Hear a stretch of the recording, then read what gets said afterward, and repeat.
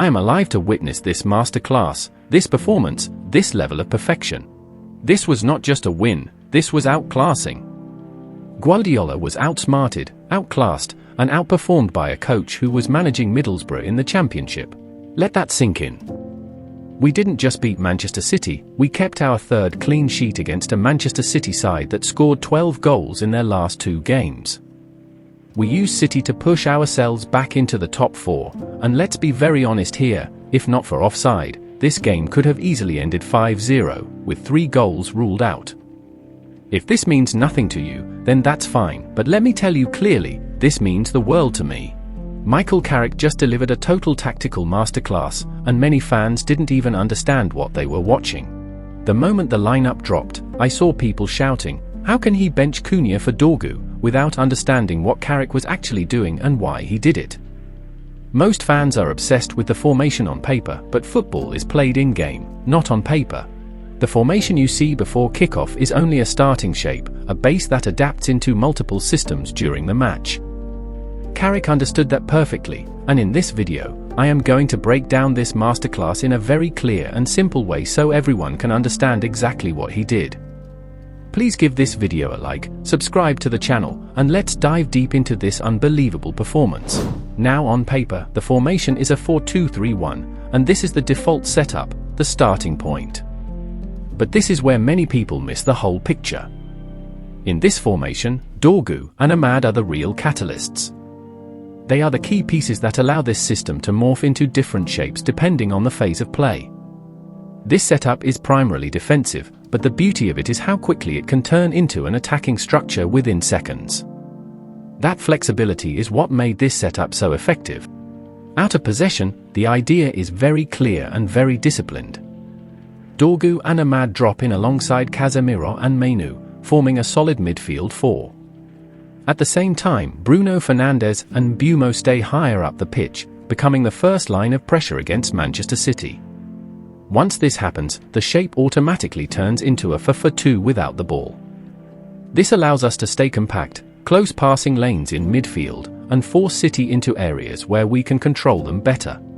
The moment we win the ball, everything changes instantly. The team snaps back into a 4-2-3-1. Bruno immediately reclaims his natural number 10 role, operating between the lines. Dorgu and Ahmad push high and wide, stretching the pitch and giving us outlets on both flanks, while Mbeumo maintains his advanced attacking position. This constant switching between shapes made us unpredictable, hard to press, and extremely difficult for Manchester City to settle into their rhythm. This wasn't accidental, this was structure, discipline, and intelligent game management from the touchline. Now this is where it gets really interesting, because this is where you clearly see the intelligence and detail in what Carrick did. He didn't just pick players and hope for the best, he matched roles to threats. Carrick deliberately used both Ahmad and Dorgu to make sure Shaw and Dalot were never left isolated against Manchester City's wingers. That was key. Dorgu and Shaw were specifically tasked to work as a unit to shut down Semenyo, while Casemiro was given the responsibility of disrupting Foden in those dangerous half spaces. Behind them, Maguire and Martinez were fully focused on dealing with Haaland, and honestly, it worked like magic. On the other side, Ahmad and Dalot worked together to deal with everything coming from Doku's side. And this is where the real masterclass comes in, because we all know how deadly Dorgu is one-on-one and how dangerous Semenyo is when he gets space. Yet if you watch the game closely, neither of them could truly stretch our defense the way City normally do. That is not luck, that is pure planning.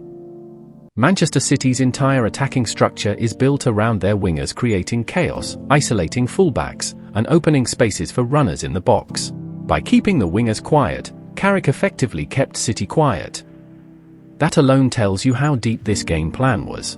But it didn't stop there. Even when Manchester City managed to push us back and stretch us deep, our defensive organisation became even stronger. We consistently defended with 6 players, with Ahmad and Dorgu dropping back to join the defensive line. That made it extremely difficult for City to deliver quality crosses to Haaland or find any clean breakthrough through the middle. And beyond just those 6 defenders, the work rate from the rest of the team was clear to see. Everyone dropped deeper than usual, everyone got behind the ball, and when we were forced to defend deep, it was truly all men behind the ball. This wasn't panic defending, it was controlled, disciplined, and collective. That level of commitment and structure is exactly why City were frustrated for the entire game. What we did in this game was completely unpredictable, and that unpredictability is exactly what made it so effective. There were constant positional rotations, especially between Bruno and Ahmad, and at times between Ahmad and Mbeumo as well. These weren't random movements, they were intelligent, well-timed switches that kept Manchester City guessing. 1 minute Bruno would drift wide, the next minute Ahmad would pop up centrally, and before City could adjust, Mbeumo would occupy a different channel. On top of that, the most impressive part was how players covered for each other whenever someone was dragged out of position. There was no panic, no pointing fingers, just awareness and responsibility. Manchester City thrive on movement. Their players are constantly rotating, constantly pulling defenders out of shape, and the moment a single space opens up, they exploit it ruthlessly. But this time, every time a United player was dragged out by a City runner, someone immediately filled that space. The covering was relentless. Midfielders tucked in, wide players dropped back, defenders shifted across as a unit. Because of that, City simply couldn't find the gaps they usually feast on. Their usual passing lanes disappeared, their combinations broke down, and frustration started creeping into their game. That level of collective awareness doesn't happen by accident. It comes from clear instructions and total buy-in from the players. Most people only see a lineup sheet and immediately rush to attack the coach, simply because their favorite player is not starting. They don't take a second to understand why certain decisions are made. This is exactly what happened here. Cunha could not do what Dorgu was asked to do in this game, and that is the simple truth. Cunha is an attacker, he does not have the defensive discipline to drop deep like a wingback and still recover fast enough to attack like a winger in the same sequence of play. That role demands extreme tactical awareness and defensive responsibility, and that is why Dorgu was chosen. In possession, Dorgu's job was very clear: stretch Manchester City's defense, push high, hold the width, and force City to defend wider than they wanted to. At the same time, the team was never exposed at the back because we already had a solid four-man defensive line behind him. That balance is what made the system work. We were attacking without being reckless, and we were committing bodies forward without leaving ourselves open. Out of possession, Dorgu's role changed completely. He dropped back and joined the midfield together with Ahmad and make it a midfield 4, instantly turning the shape into a 4-4-2 compact midfield block. This is where the real intelligence of the setup showed. When Manchester City tried to counter, we were not exposed the way we usually are when playing a three-man back with wing-backs. In this system, there is already a default four-man defense in place, ready to deal with transitions. That is why City struggled to hurt us on the break. This wasn't about leaving Cunha out, it was about choosing the right profile for the right job, and that decision paid off perfectly. Then came the substitution that perfectly summed up the game management. Cunha coming on late was a brilliant decision.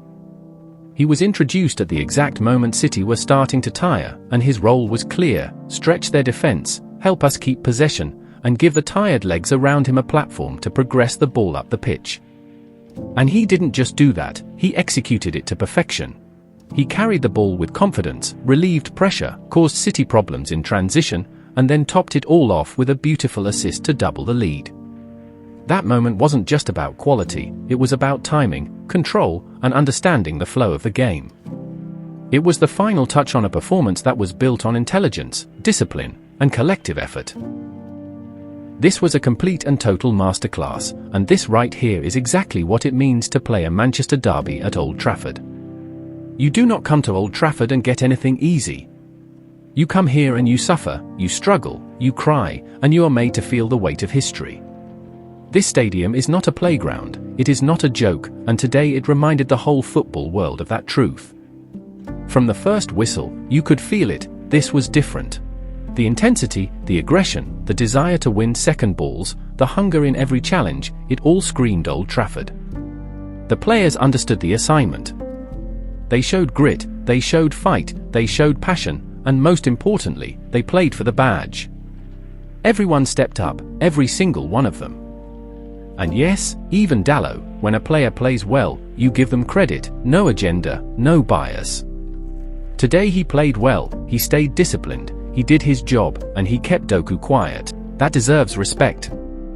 This same group of players that people said didn't care, that lacked passion, that didn't want it enough, today they showed up and proved that when they want to fight, they can fight. They ran, they tracked back, they defended together, and they played like a team that understood what this fixture means. But now the job is not finished. This passion cannot be a one-off. We cannot enjoy this and then sleep on it. We have to take this same intensity, this same hunger, this same mentality to the Emirates next. Because this is the standard. This is Manchester United.